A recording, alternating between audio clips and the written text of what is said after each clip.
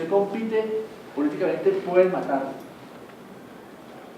El segundo tema de la falta de garantías es, si yo hago política, me pueden robar las elecciones.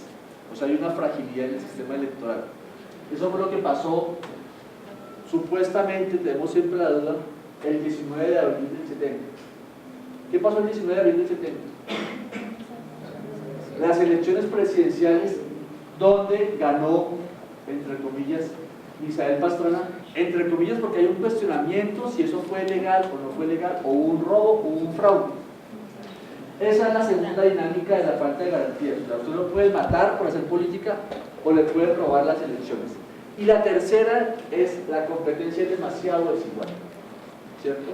O sea, si usted quiere hacer política tiene que tener plata, apoyo económico, acceso a los medios, formas de moverse, formas de acrecentar una clientela, hay un clientelismo político. O sea, entonces eso hace que esa sea la segunda raíz del conflicto: tierra y las garantías para la competencia política.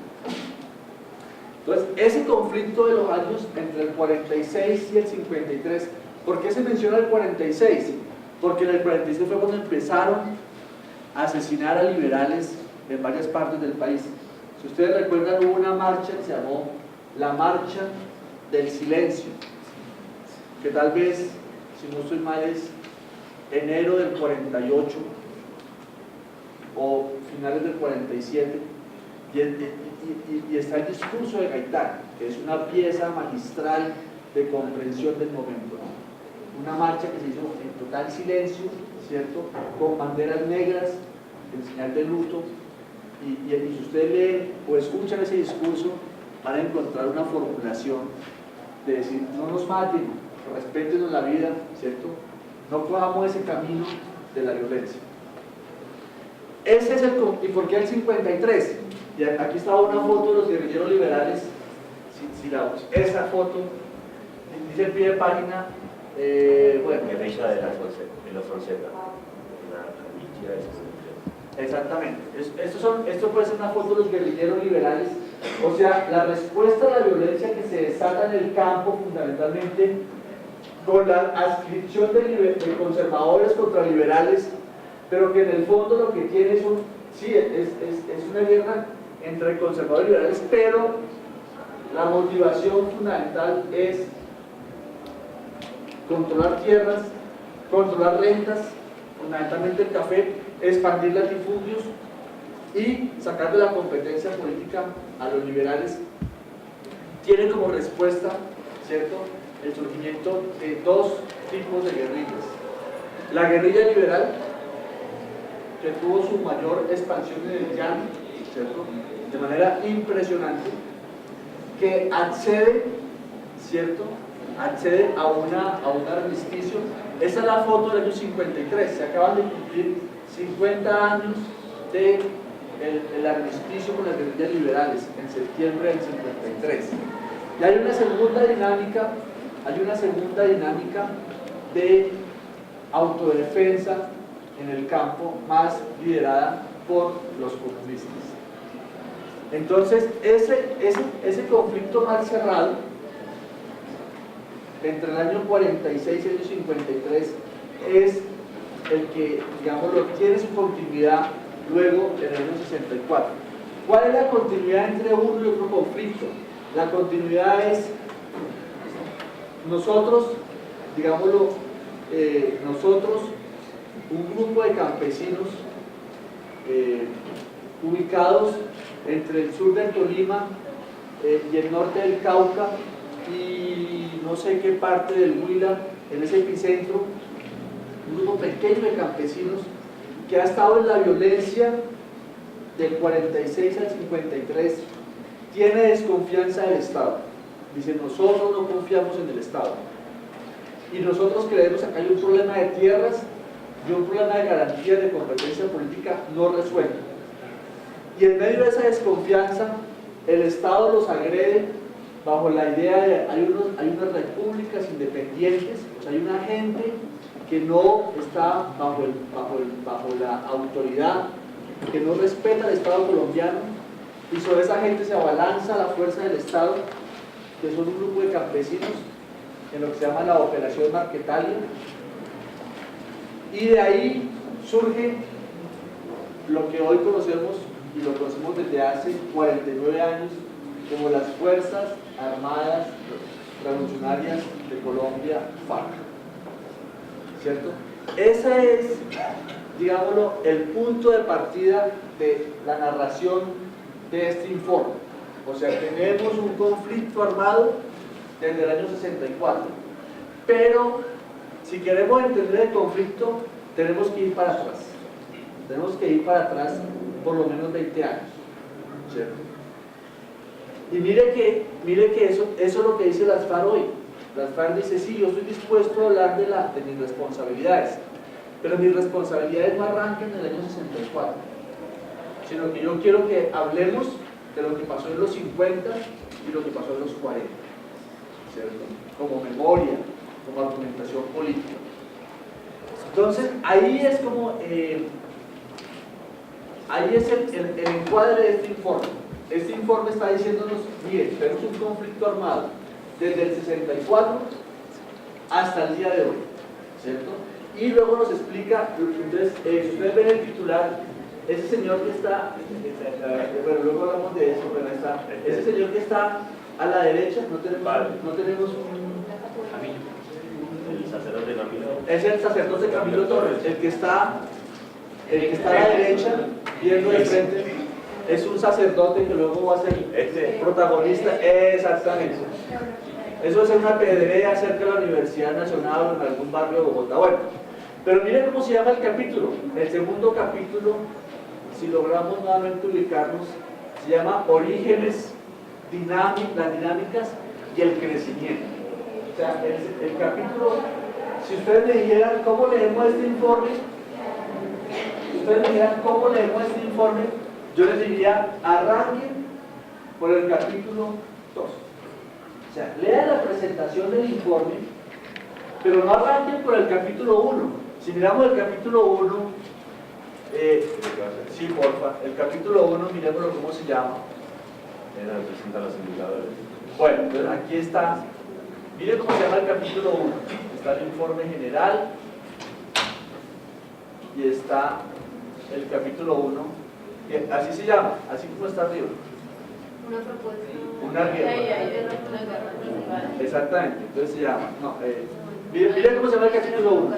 Una guerra prolongada y degradada, dimensiones y modalidades de violencia. O sea, el informe lo que arranca es diciéndonos las barbaridades de 50 años, ¿cierto? Luego vamos a meternos ahí. Pero yo pregunto por qué los autores del informe no arrancan diciéndonos cuál es el origen, las dinámicas y las modalidades del conflicto, o sea, los actores, sus motivaciones, su forma de pensar, sino que arrancan es por lo que han hecho.